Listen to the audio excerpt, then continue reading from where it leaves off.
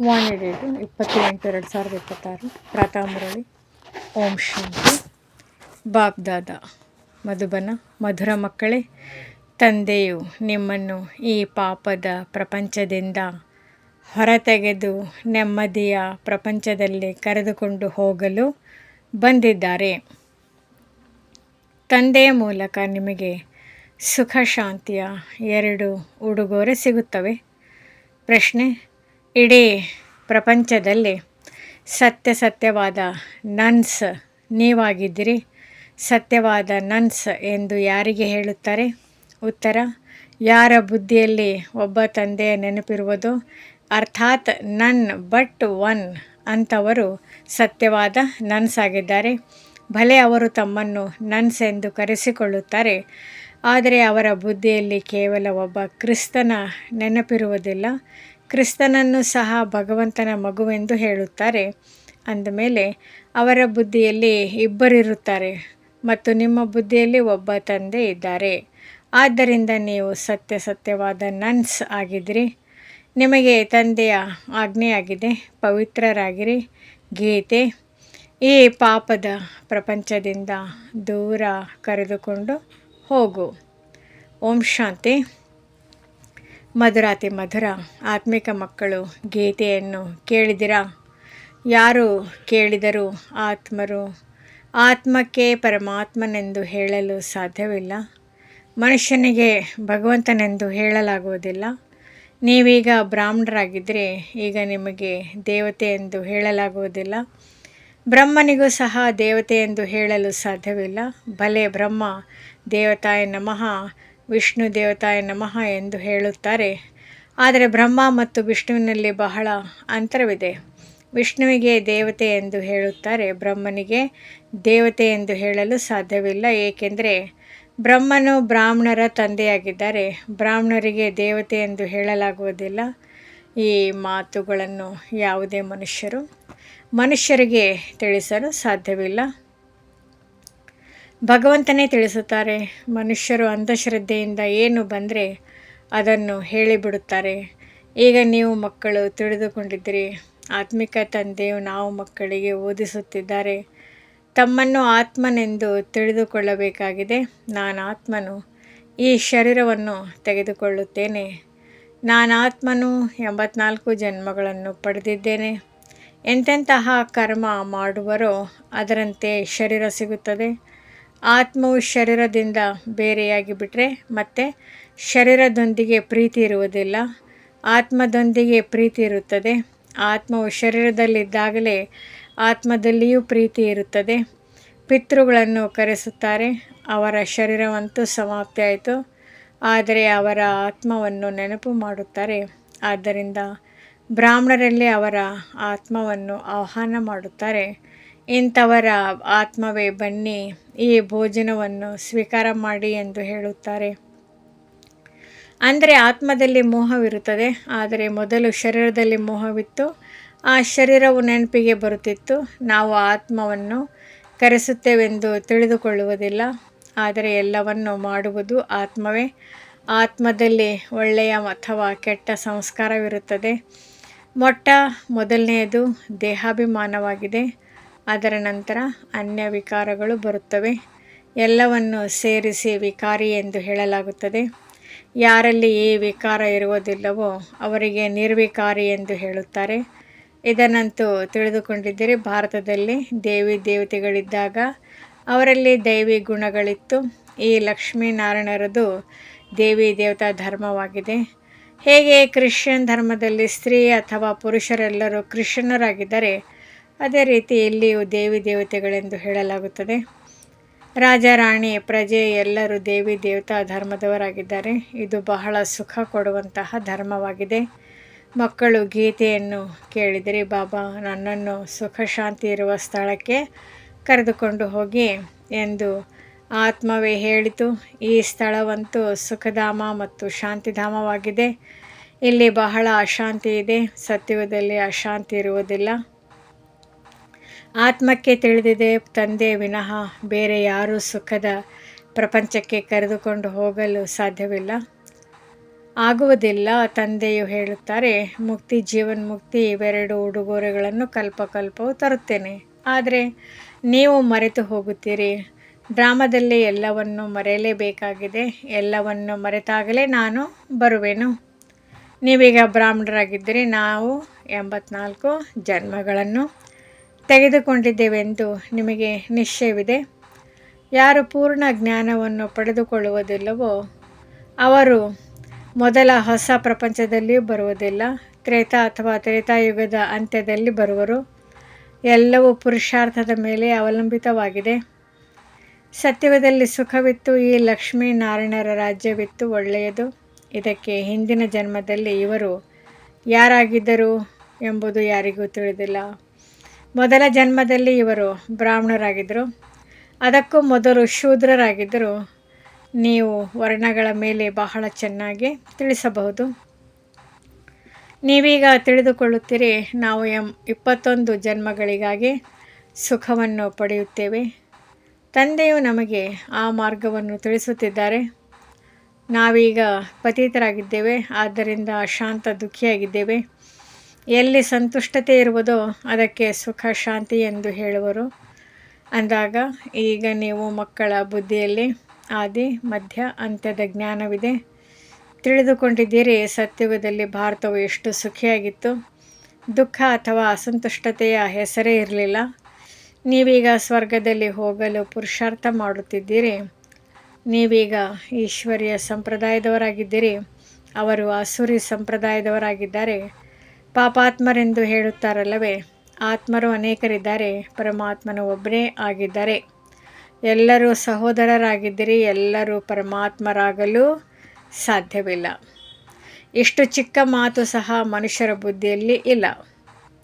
ತಂದೆ ತಿಳಿಸಿದ್ದಾರೆ, ಇಡೀ ಪ್ರಪಂಚವೇ ದೊಡ್ಡ ಬೇಹದ್ದಿನ ದ್ವೀಪವಾಗಿದೆ.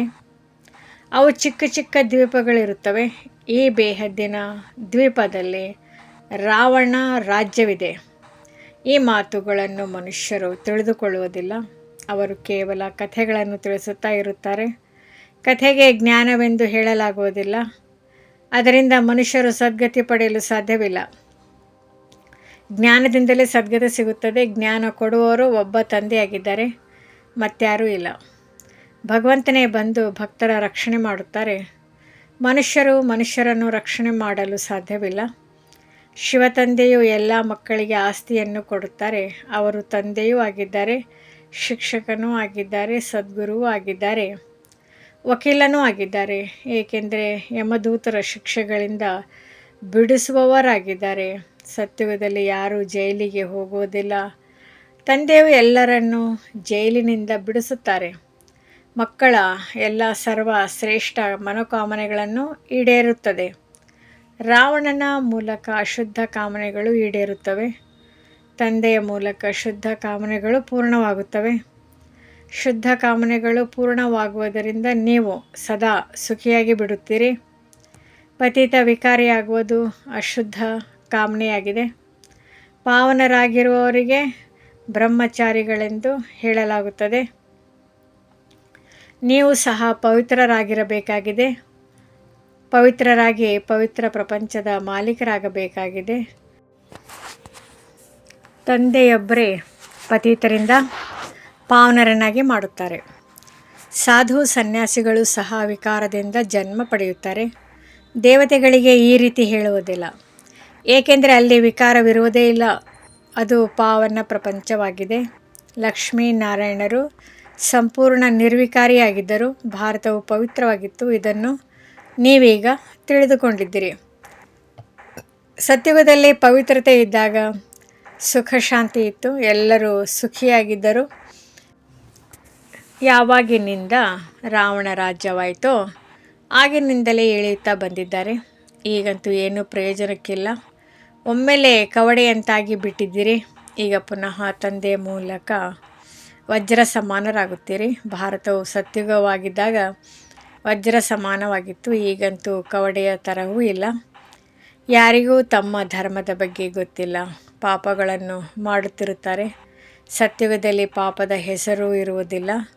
ನೀವು ದೇವಿ ದೇವತಾ ಧರ್ಮದವರು ಹೆಸರುವಾಸಿಯಾಗಿದ್ದೀರಿ. ದೇವತೆಗಳ ಅನೇಕ ಚಿತ್ರಗಳಿವೆ. ಅನ್ಯ ಧರ್ಮಗಳಲ್ಲಿ ನೋಡಿದರೆ ಒಂದೇ ಚಿತ್ರವಿರುತ್ತದೆ. ಕ್ರಿಶ್ಚಿಯನ್ನರ ಬಳಿ ಒಬ್ಬರೇ ಕ್ರೈಸ್ತನ ಚಿತ್ರ ಇರುವುದು, ಬೌದ್ಧರ ಬಳಿ ಬುದ್ಧನ ಚಿತ್ರವಿರುವುದು. ಕ್ರಿಶ್ಚಿಯನ್ನರು ಕ್ರಿಸ್ತನನ್ನೇ ನೆನಪು ಮಾಡುತ್ತಾರೆ. ಅವರನ್ನು ನನ್ಸ್ ಎಂದು ಹೇಳುತ್ತಾರೆ. ನನ್ಸ್ ಎಂದರೆ ಒಬ್ಬ ಕ್ರಿಸ್ತನನ್ನು ಬಿಟ್ಟರೆ ಮತ್ತಾರೂ ಇಲ್ಲ. ಆದ್ದರಿಂದ ನನ್ ಬಟ್ ಕ್ರೈಸ್ತ ಎಂದು ಹೇಳುತ್ತಾರೆ. ಬ್ರಹ್ಮಚಾರಿಗಳಾಗಿರುತ್ತಾರೆ. ನೀವು ಸಹ ನನ್ಸ್ ಆಗಿದ್ದೀರಿ. ನೀವು ತಮ್ಮ ಗೃಹಸ್ಥ ವ್ಯವಹಾರದಲ್ಲಿರುತ್ತಾ ನನ್ಸ್ ಆಗುತ್ತೀರಿ. ಒಬ್ಬ ತಂದೆಯನ್ನೇ ನೆನಪು ಮಾಡುತ್ತೀರಿ. ನನ್ ಬಟ್ ಒನ್, ಒಬ್ಬ ತಂದೆಯ ಶಿವತಂದೆ ವಿನಃ ಅನ್ಯ ಮತ್ತೆ ಯಾರೂ ಇಲ್ಲ. ಅವರ ಬುದ್ಧಿಯಲ್ಲಾದರೂ ಇಬ್ಬರು ಬಂದು ಬಿಡುತ್ತಾರೆ. ಕ್ರಿಸ್ತನನ್ನು ಭಗವಂತನ ಮಗುವೆಂದು ತಿಳಿಯುತ್ತಾರೆ, ಆದರೆ ಅವರಿಗೆ ಭಗವಂತನ ಜ್ಞಾನವಿಲ್ಲ. ನೀವು ಮಕ್ಕಳಿಗೆ ಜ್ಞಾನವಿದೆ. ಇಡೀ ಪ್ರಪಂಚದಲ್ಲಿ ಪರಮಾತ್ಮನ ಜ್ಞಾನವಿರುವಂತಹ ಮನುಷ್ಯರು ನಿಮ್ಮ ವಿನಃ ಯಾರೂ ಇಲ್ಲ. ಪರಮಾತ್ಮನು ಎಲ್ಲಿರುತ್ತಾರೆ, ಯಾವಾಗ ಬರುತ್ತಾರೆ, ಅವರ ಪಾತ್ರವೇನು ಎಂಬುದು ಯಾರಿಗೂ ತಿಳಿದಿಲ್ಲ. ಭಗವಂತನಿಗೆ ಎಲ್ಲವನ್ನೂ ಬಲ್ಲವರೆಂದು ಹೇಳುತ್ತಾರೆ. ಇದರಿಂದ ಅವರು ನಮ್ಮ ಹೃದಯದ ಮಾತನ್ನು ತಿಳಿದುಕೊಳ್ಳುತ್ತಾರೆಂದು ಮನುಷ್ಯರು ತಿಳಿಯುತ್ತಾರೆ. ತಂದೆಯು ಹೇಳುತ್ತಾರೆ, ನಾನು ಪ್ರತಿಯೊಬ್ಬರ ಹೃದಯದಲ್ಲಿ ಕುಳಿತು ಅವರ ಒಳ ಹೊಕ್ಕು ನೋಡಲು ನನಗೇಕೆ ಬೇಕು? ನಾನು ಪತಿತರನ್ನು ಪಾವನ ಮಾಡುವುದಕ್ಕಾಗಿಯೇ ಬರುತ್ತೇನೆ. ಒಂದು ವೇಳೆ ಯಾರಾದರೂ ಪವಿತ್ರವಾಗಿರುವುದಿಲ್ಲ, ಅಸತ್ಯವನ್ನು ಹೇಳುತ್ತಾರೆಂದರೆ ತಮಗೆ ನಷ್ಟವನ್ನುಂಟು ಮಾಡಿಕೊಳ್ಳುತ್ತಾರೆ. ದೇವತೆಗಳ ಸಭೆಯಲ್ಲಿ ಅಸುರರು ಹೋಗಿ ಕುಳಿತುಕೊಳ್ಳುತ್ತಿದ್ದರು. ಅಲ್ಲಿ ಅಮೃತವನ್ನು ಹಂಚಲಾಗುತ್ತಿತ್ತು. ಯಾರೋ ವಿಕಾರದಲ್ಲಿ ಹೋಗಿ ಮತ್ತೆ ಬಚ್ಚಿಟ್ಟುಕೊಂಡು ಬಂದು ಕುಳಿತುಕೊಂಡರು. ಆದ್ದರಿಂದ ಅವರು ಅಸುರರಾಗಿ ಬಿಟ್ಟರು ಎಂದು ಗಾಯನವಿದೆ. ಅಂದರೆ ತಾವೇ ತಮ್ಮ ಪದವಿಯನ್ನು ಭ್ರಷ್ಟ ಮಾಡಿಕೊಳ್ಳುತ್ತಾರೆ. ಪ್ರತಿಯೊಬ್ಬರು ತಮ್ಮ ಪುರುಷಾರ್ಥ ಮಾಡಬೇಕಾಗಿದೆ. ಇಲ್ಲವಾದರೆ ತಮ್ಮದೇ ಸತ್ಯನಾಶ ಮಾಡಿಕೊಳ್ಳುವರು. ಅನೇಕರು ಹೀಗೆ ಬಚ್ಚಿಟ್ಟುಕೊಂಡು ಕುಳಿತುಕೊಳ್ಳುತ್ತಾರೆ. ನಾವು ವಿಕಾರದಲ್ಲಿ ಹೋಗುವುದಿಲ್ಲವೆಂದು ಹೇಳುತ್ತಾರೆ, ಆದರೆ ವಿಕಾರದಲ್ಲಿ ಹೋಗುತ್ತಿರುತ್ತಾರೆ. ಹೀಗೆ ತಮಗೆ ತಾವೇ ಮೋಸ ಮಾಡಿಕೊಳ್ಳುತ್ತಾರೆ, ತಮ್ಮದೇ ಸತ್ಯನಾಶ ಮಾಡಿಕೊಳ್ಳುತ್ತಾರೆ. ಪರಮಪಿತ ಪರಮಾತ್ಮನ ಬಲಭುಜ ಧರ್ಮರಾಜನಾಗಿದ್ದಾರೆ. ಧರ್ಮರಾಜನ ಮುಂದೆ ಸುಳ್ಳು ಹೇಳಿದರೆ ತಾವೇ ಶಿಕ್ಷೆಗೆ ಭಾಗಿಗಳಾಗುತ್ತಾರೆ. ಬಹಳಷ್ಟು ಸೇವಾ ಕೇಂದ್ರಗಳಲ್ಲಿಯೂ ಇಂಥವರು ಇರುತ್ತಾರೆ.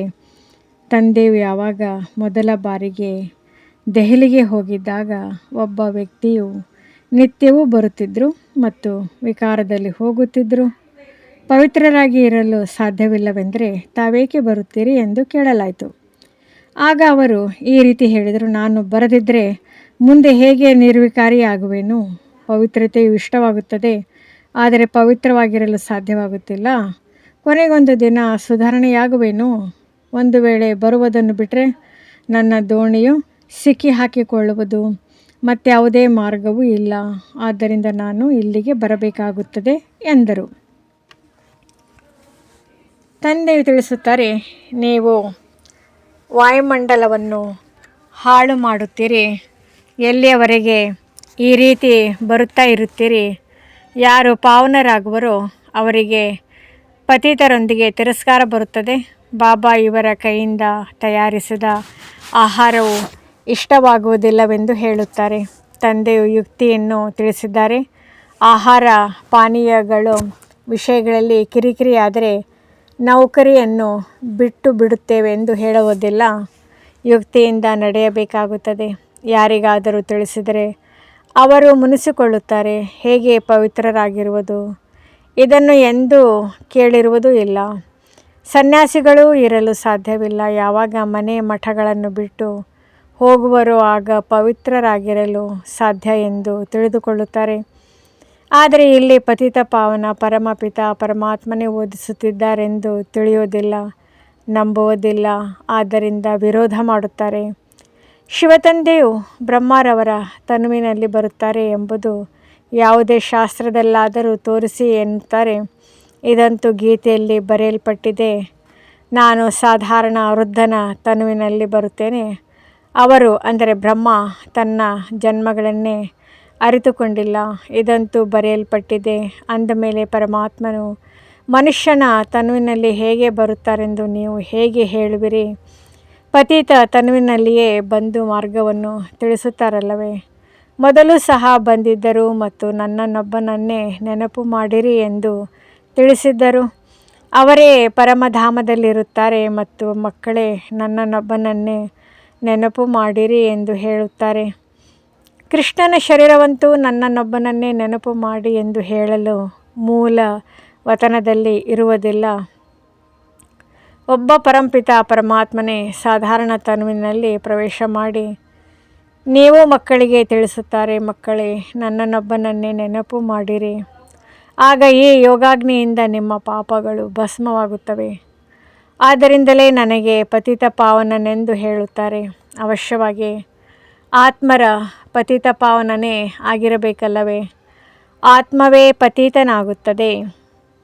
ತಂದೆಯು ತಿಳಿಸುತ್ತಾರೆ, ನೀವು ಪವಿತ್ರ ಆತ್ಮರು 16 ಕಲಾ ಸಂಪೂರ್ಣರಾಗಿದ್ದಿರಿ, ಈಗ ಕಲಾಹೀನ ಪತಿತರಾಗಿ ಬಿಟ್ಟಿದ್ದೀರಿ.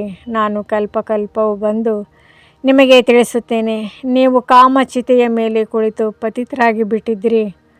ನಂತರ ಜ್ಞಾನಚಿತೆಯ ಮೇಲೆ ಕೂರಿಸಿ ನಿಮ್ಮನ್ನು ಪಾವನರನ್ನಾಗಿ ಮಾಡುತ್ತೇನೆ.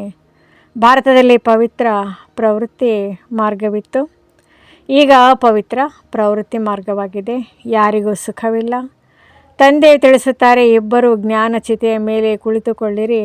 ಆತ್ಮರಿಗೆ ತಮ್ಮ ತಮ್ಮ ಕರ್ಮಗಳ ಅನುಸಾರ ಶರೀರಗಳು ಸಿಗುತ್ತವೆ. ಇನ್ನೊಂದು ಜನ್ಮದಲ್ಲಿಯೂ ಅದೇ ಪತಿ ಪತ್ನಿಯು ಪರಸ್ಪರ ಸೇರುತ್ತಾರೆಂದಲ್ಲ. ಇಷ್ಟೊಂದು ರೇಸ್ ಮಾಡಲು ಸಾಧ್ಯವಿಲ್ಲ. ಇದು ವಿದ್ಯೆಯ ಮಾತಲ್ಲವೇ. ಅಜ್ಞಾನ ಕಾಲದಲ್ಲಿ ಇದು ಆಗಬಹುದು. ಪರಸ್ಪರ ಬಹಳ ಪ್ರೇಮವಿದ್ದರೆ ಅವರ ಮನೋಕಾಮನೆಗಳು ಪೂರ್ಣವಾಗಬಹುದು. ಅದಂತೂ ಪತಿತ ವಿಕಾರಿ ಮಾರ್ಗವಾಗಿದೆ. ಪತಿಯ ಹಿಂದೆ ಪತ್ನಿಯು ಚಿತೆಯ ಮೇಲೆ ಕುಳಿತುಕೊಳ್ಳುತ್ತಾಳೆ. ನಂತರದ ಜನ್ಮದಲ್ಲಿಯೂ ಹೋಗಿ ಅವರನ್ನು ಸೇರುತ್ತಾರೆ. ಆದರೆ ನಂತರದ ಜನ್ಮದಲ್ಲಿ ಅವರಿಗೆ ಇದೆಲ್ಲವೂ ಅರ್ಥವಾಗುವುದಿಲ್ಲ. ನೀವು ಸಹ ತಂದೆಯ ಜೊತೆ ಜ್ಞಾನ ಚಿತೆಯನ್ನೇರುತ್ತೀರಿ. ಈ ಛೀ ಶರೀರವನ್ನು ಬಿಟ್ಟು ಹೊರಟು ಹೋಗುತ್ತೀರಿ. ನಿಮಗೆ ಇದು ಈಗ ಅರ್ಥವಾಗಿದೆ. ನಾವು ಹಿಂದಿನ ಜನ್ಮದಲ್ಲಿ ಇದೇ ರೀತಿ ಜೊತೆಗಾರರಾಗಿದ್ದೆವು ಎಂಬುದು ಅವರಿಗಂತೂ ತಿಳಿದಿರುವುದಿಲ್ಲ. ನಿಮಗೂ ಸಹ ನಂತರದಲ್ಲಿ ಈ ಮಾತುಗಳು ನೆನಪಿರುವುದಿಲ್ಲ. ಈಗ ನಿಮ್ಮ ಬುದ್ಧಿಯಲ್ಲಿ ಗುರಿ ಧ್ಯೇಯವಿದೆ. ಮೊಮ್ಮ ಬಾಬರವರೇ ಲಕ್ಷ್ಮೀ ನಾರಾಯಣರಾಗುತ್ತಾರೆ.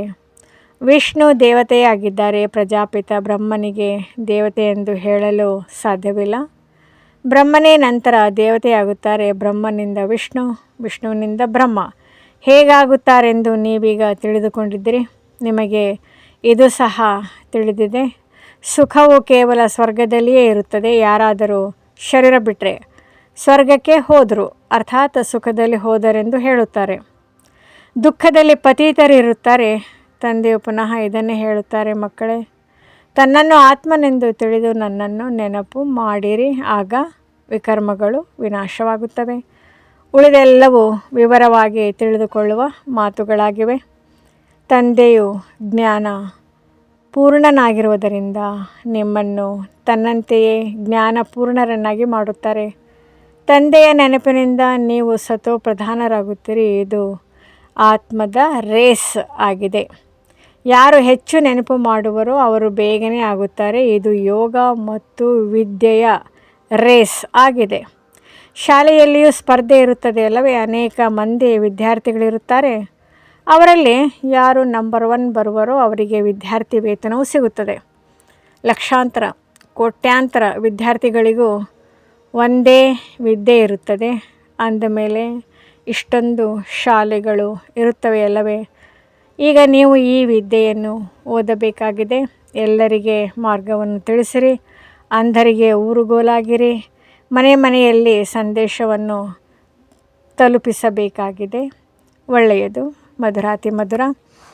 ಅಗಲಿ ಹೋಗಿ ಮರಳಿ ಸಿಕ್ಕಿರುವ ಮಕ್ಕಳ ಪ್ರತಿ ಮಾತಾಪಿತಾ ಬಾಪ್ ದಾದಾರವರ ನೆನಪು, ಪ್ರೀತಿ ಹಾಗೂ ಸುಪ್ರಭಾತ. ಆತ್ಮಿಕ ಮಕ್ಕಳಿಗೆ ಆತ್ಮಿಕ ತಂದೆಯ ನಮಸ್ತೆ. ಧಾರಣೆಗಾಗಿ ಮುಖ್ಯ ಸಾರ, ಅದರಲ್ಲಿ ಮೊದಲನೆಯದು, ಈಗ ಅಶುದ್ಧ ಕಾಮನೆಗಳ ತ್ಯಾಗ ಮಾಡಿ ಶುದ್ಧ ಕಾಮನೆಗಳನ್ನು ಇಟ್ಟುಕೊಳ್ಳಬೇಕಾಗಿದೆ.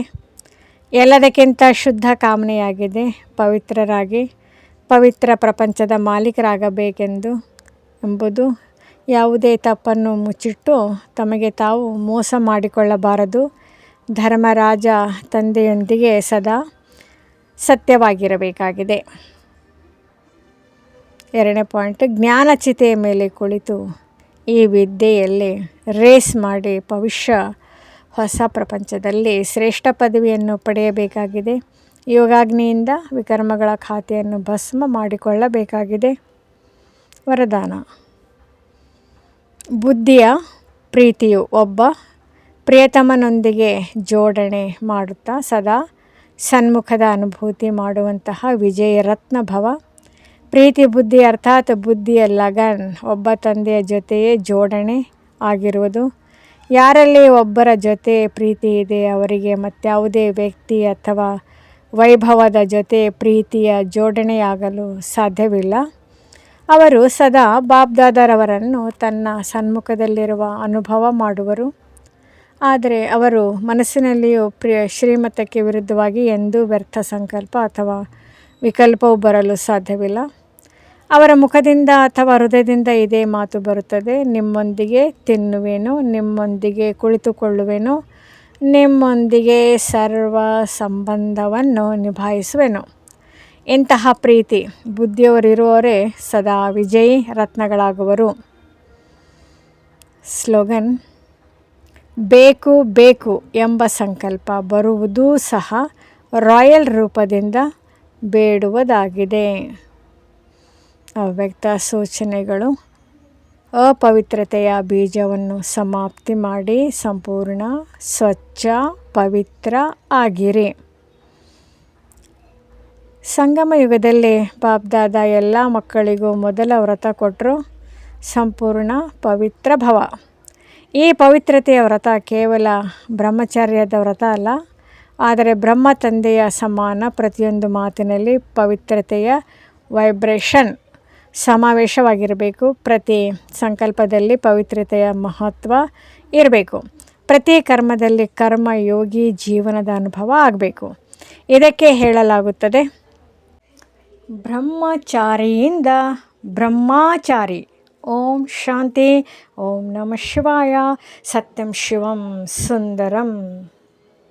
ನಮ್ಮ ಚಾನೆಲ್ ವಿಡಿಯೋಗಳ ಹೆಚ್ಚಿನ ಮಾಹಿತಿಗಾಗಿ ಸಬ್ಸ್ಕ್ರೈಬ್ ಬಟನ್ಗೆ ಕ್ಲಿಕ್ ಮಾಡಿ ನಮ್ಮ ಚಾನೆಲ್ಗೆ ಸಬ್ಸ್ಕ್ರೈಬ್ ಮಾಡಿ. ಈ ವಿಡಿಯೋ ಇಷ್ಟವಾದಲ್ಲಿ ಲೈಕ್ ಮಾಡಿ, ಶೇರ್ ಮಾಡಿ ಹಾಗೂ ಕಮೆಂಟ್ ಮಾಡಿ.